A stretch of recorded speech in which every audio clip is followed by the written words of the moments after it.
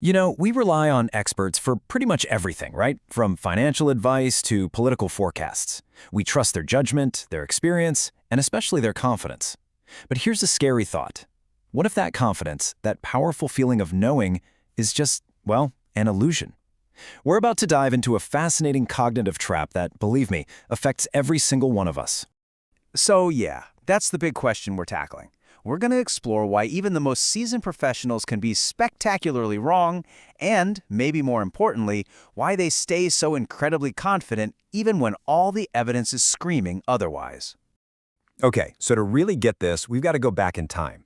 Let's join the psychologist and Nobel laureate Daniel Kahneman during his early days in the Israeli army. His job sounded simple enough: identify future leaders. And the tool they used to do it was something called the Leaderless Group Challenge. Now imagine this scene. You've got 8 soldiers who've never met before. You put them in front of a high wall with a single long log. The mission? Get everyone, and the log, over to the other side without anyone touching the wall. Oh, and the log can't touch the wall or the ground either. Kahneman and his fellow evaluators just watched, taking notes. Who steps up? Who panics? Who helps their teammates? And that's the absolute key word here: felt. They didn't just think they were seeing clues, they felt like they were getting this raw, unfiltered peek into the very soul of each candidate. To them, it seemed obvious who had what it took and who didn't. I mean, the amount of certainty they felt was just off the charts. For each soldier, a story instantly formed in their minds. This one's a decisive leader. That one's arrogant. Another one's a quitter. And the story was so clear, so consistent, that their confidence in their own judgment was absolute. It felt as real and obvious as the sky being blue. So they made their picks, right? They scored every candidate on their leadership potential, feeling super smart and confident about their predictions. And then, the actual data comes in from officer training school, and boy was it a shocker. Negligible. All that confidence, all those compelling stories they'd told themselves, it added up to almost nothing. Their predictions were barely better than random guesses. The hard evidence was crystal clear. Their expert judgment just didn't work.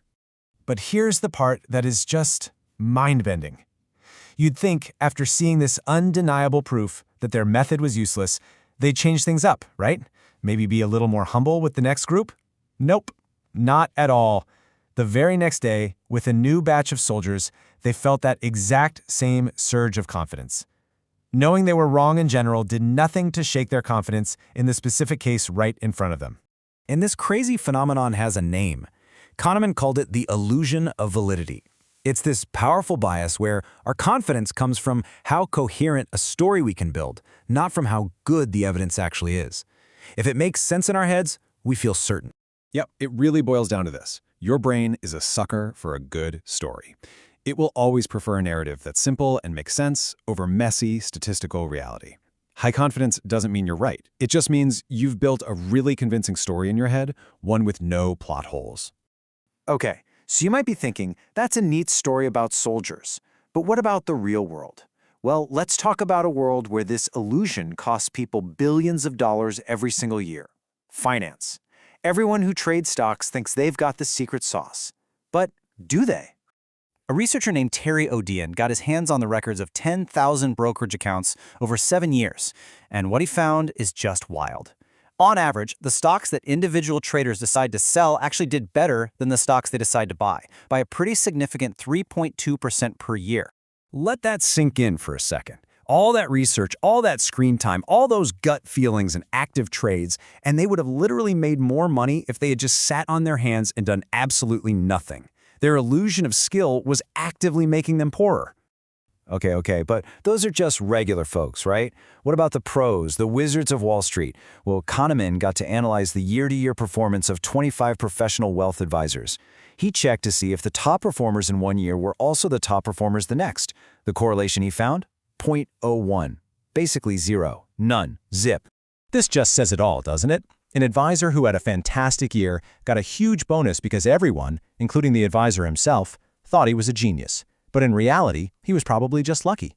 The whole firm, the whole culture, was built on rewarding a roll of the dice as if it were a game of chess. And look, this isn't just about money. It's everywhere. What about all those experts and pundits you see on TV? The ones who predict elections and economic futures with such unwavering certainty? Well, a psychologist named Tetlock decided to actually check their work. And he didn't mess around. We're talking a massive 20-year study. He collected over 80,000 specific, testable predictions from 284 of the top experts in politics and economics. Then he just waited to see what happened.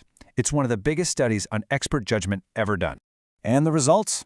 Oh man, they were, frankly, devastating. The experts were, on the whole, less accurate than simple algorithms. In many cases, their predictions were worse than if they'd just thrown a dart at a board. And here's the kicker. The more famous an expert was, the more confident they were, and often, the more spectacularly wrong they were. Tetlock noticed that these experts fell into two camps. He called them hedgehogs and foxes. Hedgehogs are the specialists who know one big thing. They have a grand theory for everything, they're super confident, they hate admitting they're wrong, and they make for fantastic television. Foxes, on the other hand, are complex thinkers.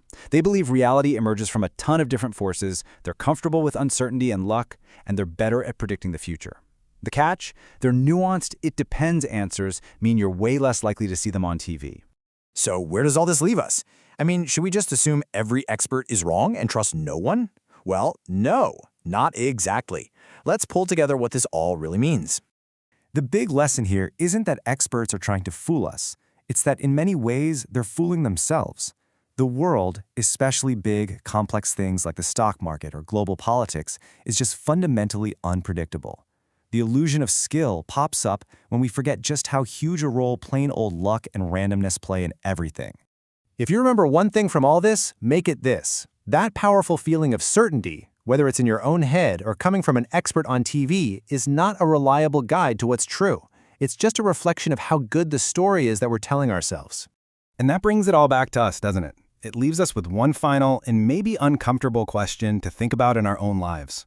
In your job, your investments, your opinions about the world, where is your confidence coming from a neat and tidy story, instead of from the messy, complicated facts?